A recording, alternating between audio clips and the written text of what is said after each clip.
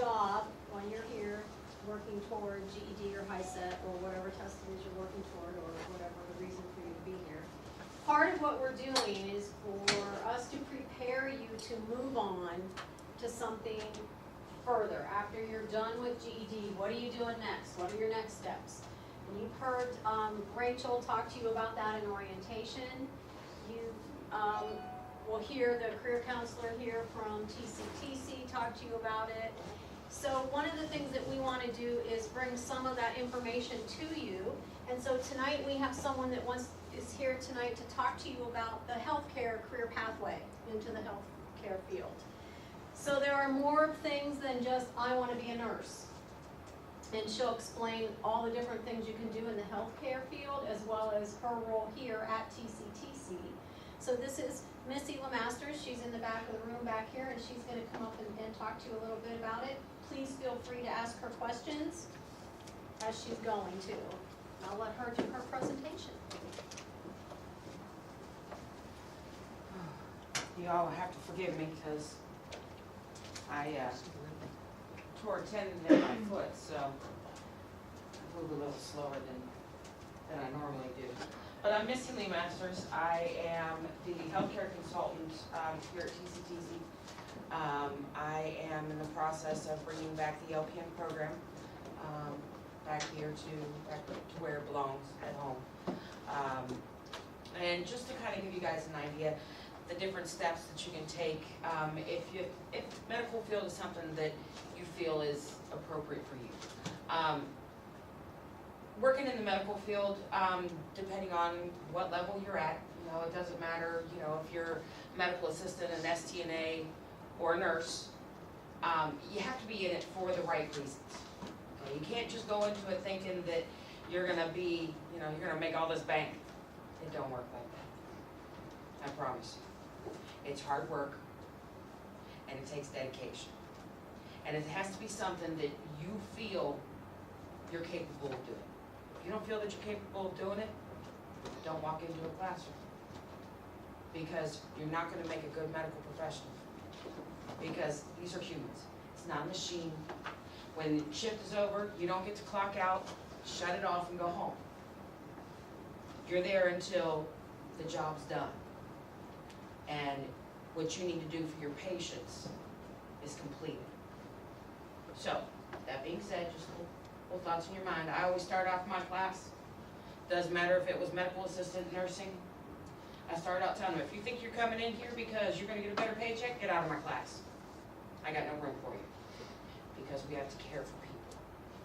And that takes something different than being able to work a machine. I can't work a machine. I have no business in machining or carpentry. Don't put a power tool in my hand. That could potentially be dangerous, not only for me, but for everyone around me. Okay?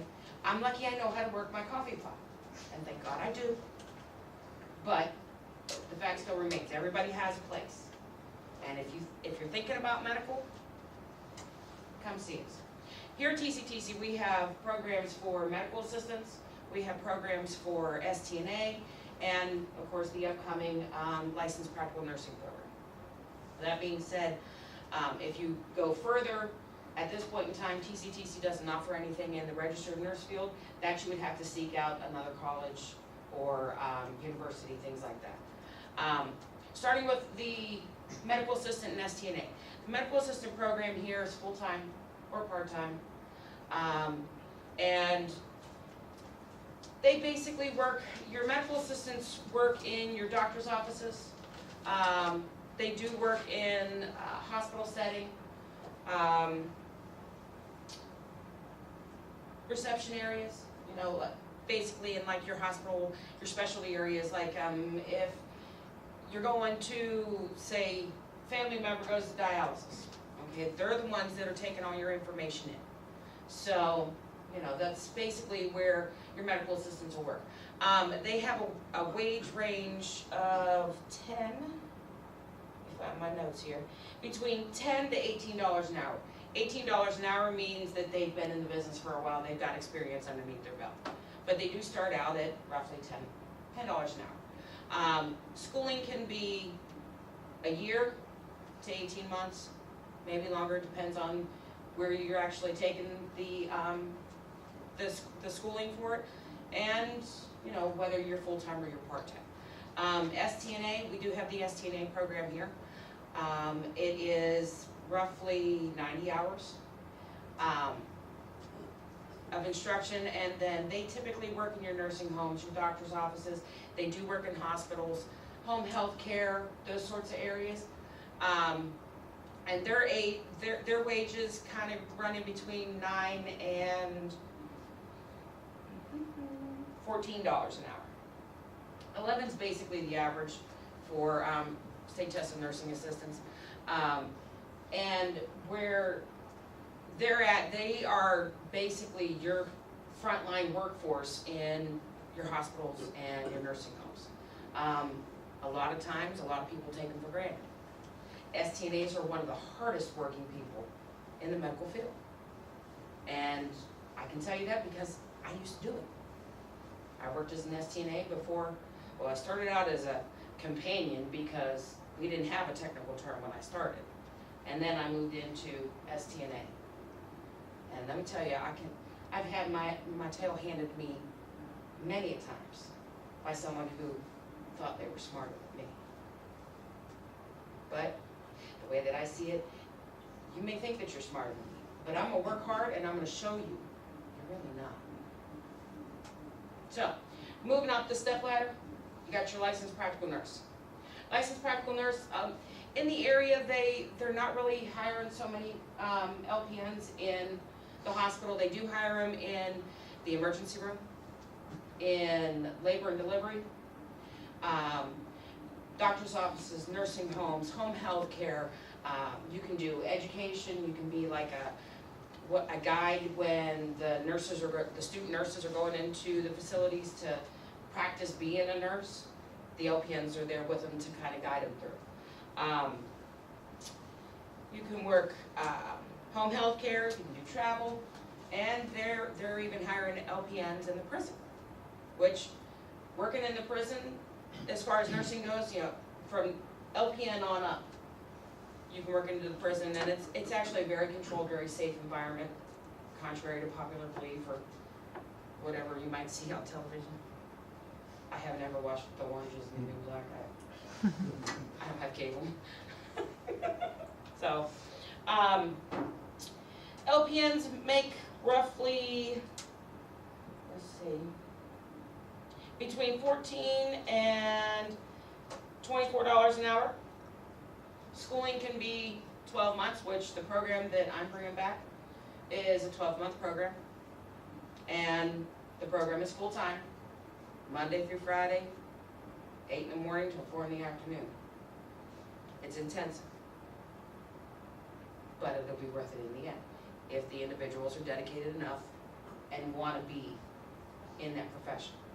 Like I said, it's roughly a year, can take up to 2 years, depending on if you're going full-time or if you're going part-time. And various other schools do offer part-time and full-time, but again, this one will be the best, just saying. And like I said, LPNs can work in the various different areas. You want to move up when you have your LPN. You want to move up to RN. Associate's degree is your next degree level. And associates can take a year, 2 years. Just depends on how full-time or part-time. They have a wage that's roughly $24 an hour is the ballpark age range for associate's degree, but a lot of areas are pushing for the bachelor degree. Now, you hit bachelor degree, you can make anywhere from 24 and some change up to $30 an hour, depending on where you're at, if it's a specialty area. Bachelor degree does take 4 years. It took me 5. Because when I started, I hadn't been to school in a little while. I worked as an LPN, because I was a nice little no-name companion, then I was an STNA. I was an LPN for 21 years. Got my RN, I had gone back to school, thank God I had an employer that worked with me. So I could go to class and go to clinicals and everything else. And it took me 5 years. Now, I loved my time as an LPN, but I kept wanting to move up. I got a bug in my butt because I had a really nasty supervisor, and she hated LPNs and she hated STNAs. She treated us like crap. So I said, I'm gonna fix you. I'm gonna go get my bachelor's degree and I'm gonna put you out of a job. And I did. But that's because I had that initiative that I'm gonna show you I'm smarter than you, because I'm gonna work real hard to do it. Bachelor's degree, BSN, ADN, you can work any number of areas that there's medical. Doctor's offices, hospitals, specialty areas. And the specialty areas that are in nursing are all over the place. You have oncology, which is cancer. You have dialysis, which is, you know, your kidneys aren't working anymore, renal failure. Any body system that, you know, that we encompass, there's a specialty in nursing for that. Bachelors, they make decent money. I can't complain. But again, I work real hard for it too. The next step is your master's, MSN. MSN takes, in order to get to your master's, you have to have an RN. Okay, they want you to start out either with an associate or higher, and you work through. Well, I had my bachelor's, and I went back for my master's, and it took me 2 years. I just finished. That's the reason why I wear my little pin, because my coworkers love me, and they made me cry this morning. But that's beside me. Master's. Once you get your master's degree, you're looking at more of like a managerial position in nursing. You can be a director of nursing. You can be a director of nursing with a bachelor's degree. Doesn't matter. But with that master's degree, you're upper level. Okay. Like I said, it takes roughly 2 years. Pay range, 30 plus. Next step after that is your doctor. Doctorate in nursing can take anywhere between, after you have your master's, 3 to 7 years, depends on how long you stretch it out. Some people stretch it out to 6 or 7 years. Me personally, if I ever decide to go back, I'm done. I'm done. Not like done. Done. Some people stretch it out to 7 years because they take one class, they take some time off, things like that. They're looking at $100,000 a year, which seems kind of far-fetched, but for the amount of responsibility that they have, they work for every bit of that money. Looking at your pathway, that's your time frames for how long it takes to get from point A to point B. I've been a nurse now for almost 30 years. And it's that 30-year time span that I've made it through the degrees that I did. Now, not everybody takes that long, because I was perfectly happy as an LPN. It was 21 years as an LPN. I've been an RN now for 6 years. Am I going to go any further? I already said that. I don't want to. I'm happy where I'm at. I love my job here. I love to teach. You know, and once, you know, people find their niche and where they need to belong, they're going to stay where they're at because they're happy. And if you decide to go into medical and you start out as an STNA or a medical assistant and you decide that you're happy and you enjoy what you're doing, stay there. Because we need every single person that's on that team. Because that's basically what the medical profession is. We're a team. From bottom of the barrel pay scale up to the upper echelon. We all need to work together. We're all very important. And we all got, a lot of people forget that, but maintain that. Because everybody's important in the job that they do. Because I promise you, if it wasn't for the nursing assistants and the medical assistants, that computer stuff, I'm not that good at it. And dealing with all the, you know, the things that go along with the job, the patients, the families, and everything else, they're the front line. but we all take part in it, okay? Math is always a big question. I promise you, in nursing, I don't do calculus. I never took a calculus class in my life. I don't know trigonometry, and I don't plan on learning. I promise you that, because I didn't like math. I suck at math. That's why I have my phone or my calculator or something. However, in medical, multiplication, division, addition, subtraction, fractions, and decimals. Some percentages. That's it. I figured that out along the way. But it took me a minute. Because when I was in nursing school and we had to do the, you know, the math and the pharmacology, which is study of drugs, I almost failed. I had a 64% in my class. Thank God, my lovely professor came up to me and she said, Missy, sit down. Yes, ma'am. She said, do you realize what your grade is? I said, I can't be good if I'm in here. She worked with me and got me through. And now I have a great way to remember how to do the math, and to me it's easy. So that gets translated into the students, because that's the type of math that I'm going to teach you, so that you can do the medical math if you choose to come here to the most stellar LPN program in the county. But I can tell you that when you're going to school, nothing else matters. You don't have a life, but you better have reliable transportation and a reliable babysitter if you have kids. Or if you need a babysitter for, you know, significant other, that's up to you. But those are the things that you need to make sure that you have, okay? I had to have reliable babysitting because guess what, nursing school, they don't care. You need to be there because too much happens in one day for you to just miss. Okay, when we go to clinicals, when we go to like the hospitals and nursing homes or wherever, so that we can see what it's like to be a nurse or to be an STNA or a medical assistant, okay, you can't miss those days. Trust me, my dog died. My dog, and no disrespect to my best friends, but my dog was my best friend. She got hit by a car. It was the most devastating day in my life at that time. But I still had to go to nursing school.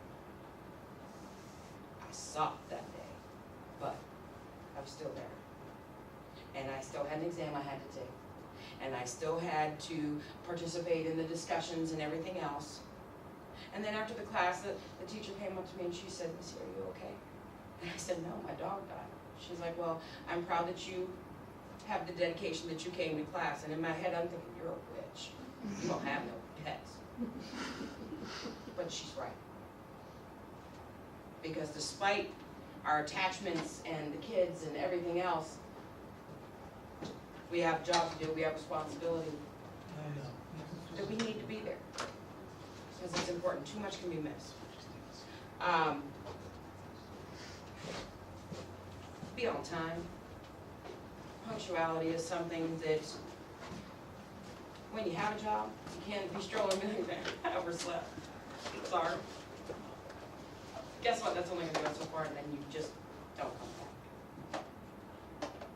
Because, again, those individuals, when you're working in the medical field, or any job for that matter, you need to be there so that you can adapt and be there so that the other people can go home and take care of the stuff that they need to take care of at home.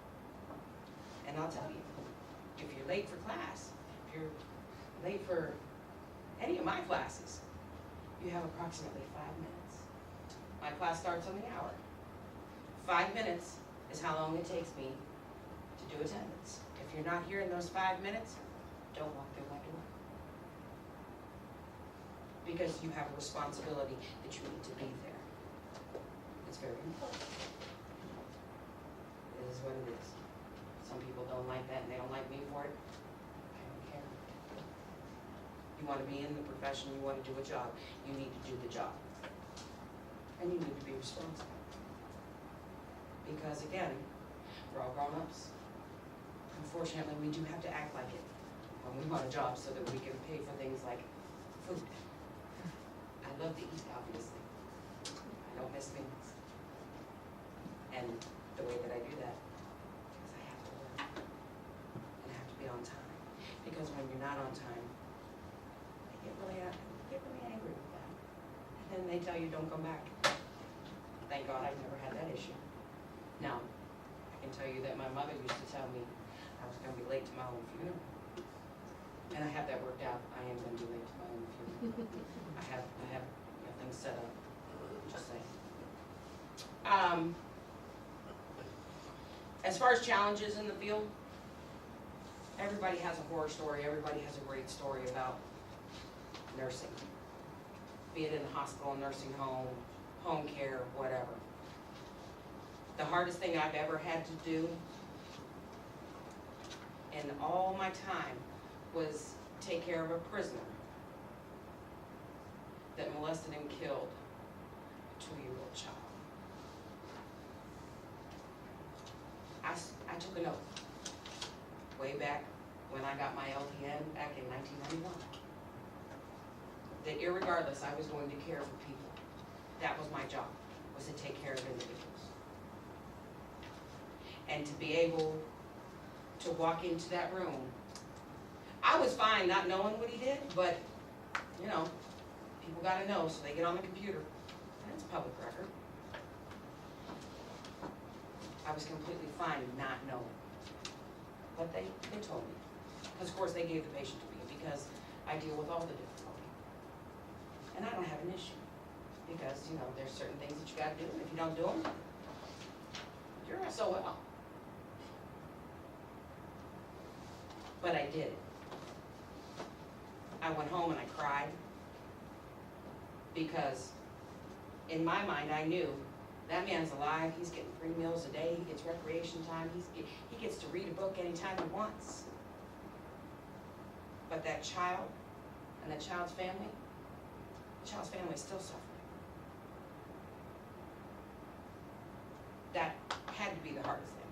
Now, the worst, well, not really the worst, the most adventurous thing I've ever had happen, I had a bedside dresser thrown at me by a patient.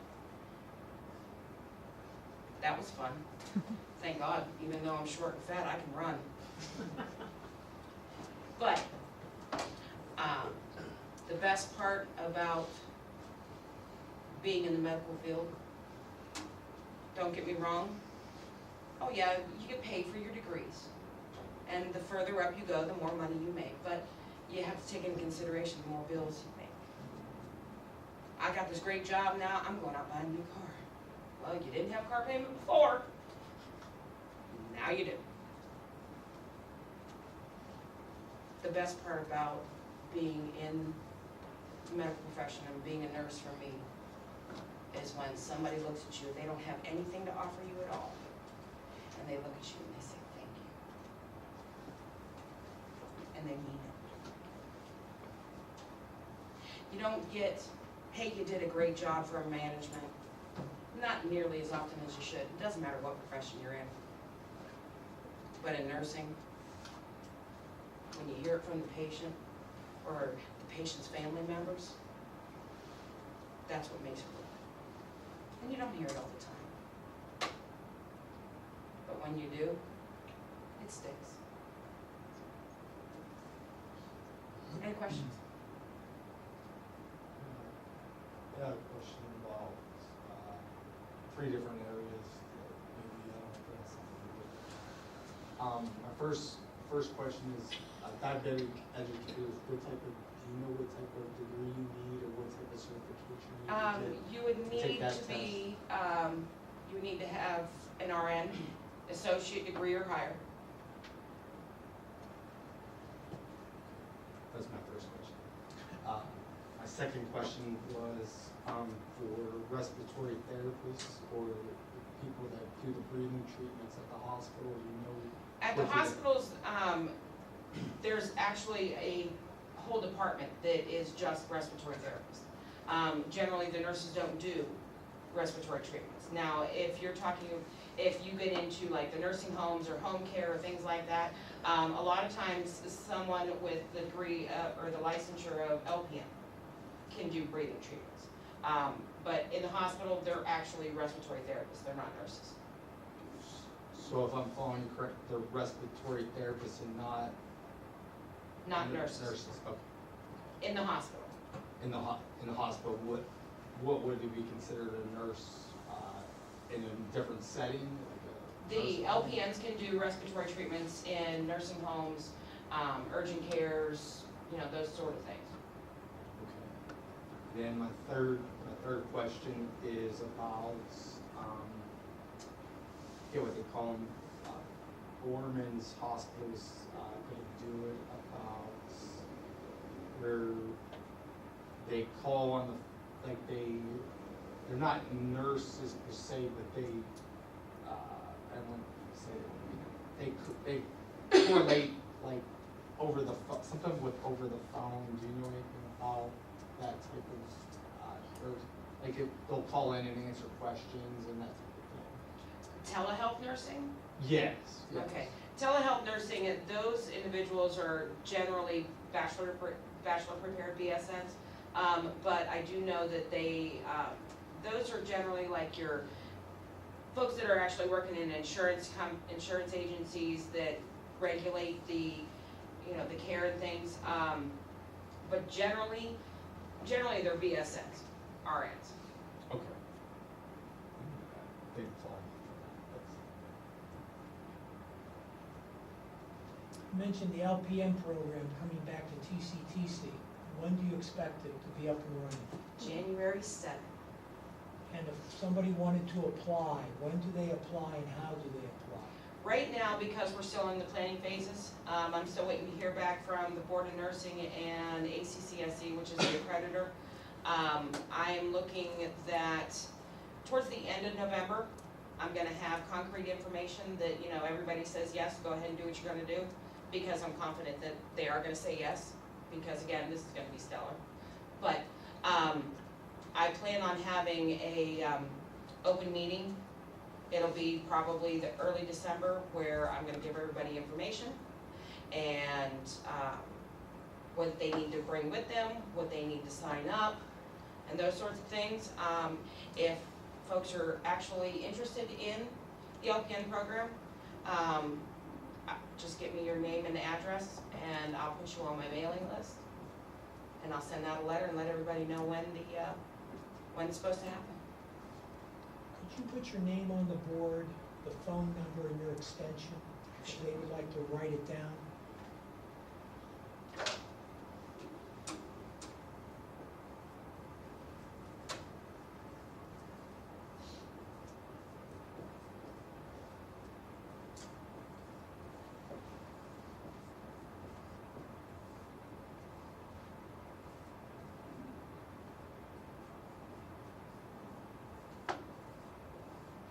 See that, 1626? 162 is my favorite number. So I think it was just destined.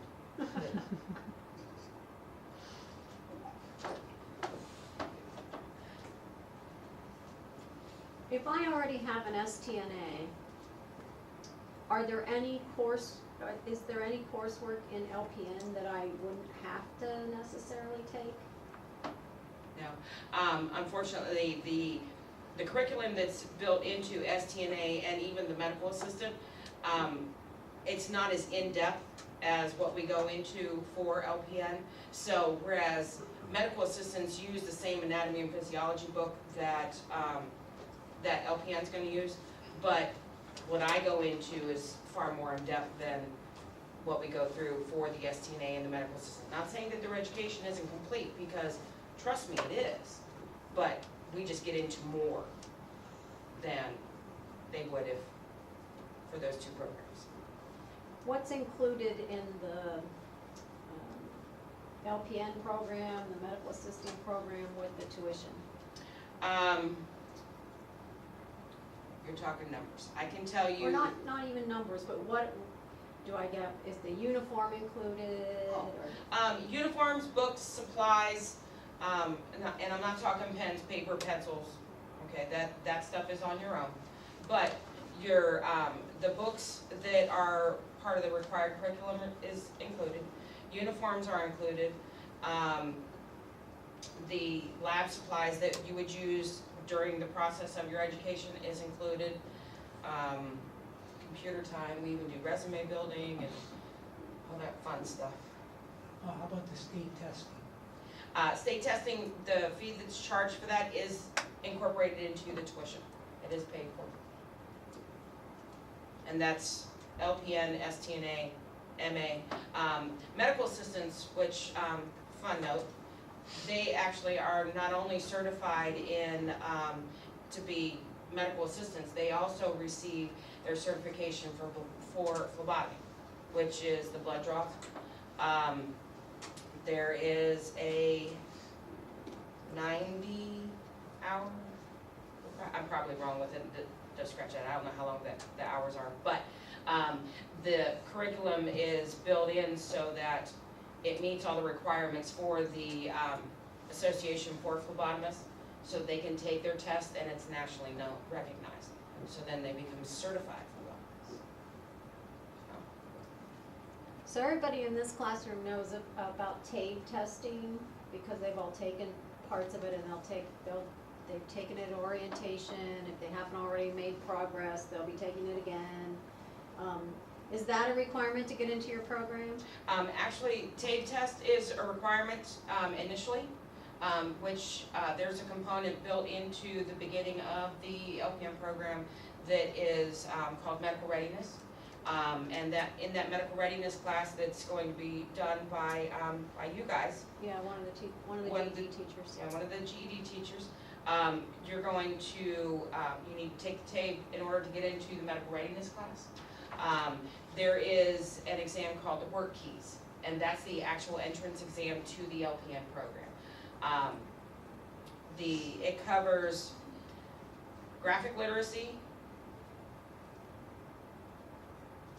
Information. locating information, and the basic math skills. The requirement is 4s across all 3 of those. And if you score appropriately, then that's your ticket into, theoretically, I'm not gonna say for sure, theoretically into the LPN program. And there is on Ohio Means Jobs, on their website, they do have an area where you can actually take practice exams for the work keys.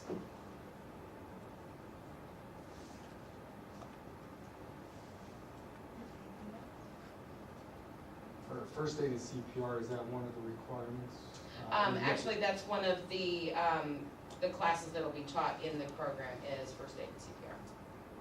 And if you're already certified, or if you already updated your stuff? I recommend that you do it with the class, because number one, it has to be American Heart, and 9 chances out of 10, if you've already taken it, then it's probably close to expiring. So, just makes sense to do it again when it's available. So there's no renewal, you don't do the renewals, you just do the new certification? I am able to do renewals, but as far as the LPN, for the LPN program, I prefer everyone to take it then. Okay, so like start from scratch? Mhm. Okay. Thank you. Can you address backgrounds? Is there any, if I have something in my background? Basically, what I like to tell people is, if you have done something to someone that you personally would be, like if they did it to your grandmother, theft, physical violence,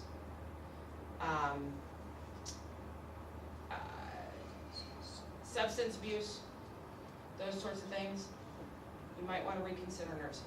Because there's a whole host of infractions that you can't have on your record if you want to be a nurse. You could go through the program, you could pass with straight A's, but if you have a felony on your record, 9 chances out of 10, unless it's reviewed and you have extensive conversations with the State Board of Nursing, you can't sit for state boards. And state boards is where you sit down and you take that big exam that says, yeah, you know enough so you can go be a nurse. I've taken 2 of them, and I hated both of them. They're scary. Obviously, I passed both of them, but at the time, I didn't think I did. I was devastated. But something to think about. If there's, you know, I've had students in the past that they had a shoplifting charge on their record, and after talks with the State Board of Nursing, the length of time in between, so on and so forth, the student was actually able to sit for boards. But again, that's something that if you have something in your background that you think might be a little questionable or maybe not the best thing, you need to talk to the board and find out.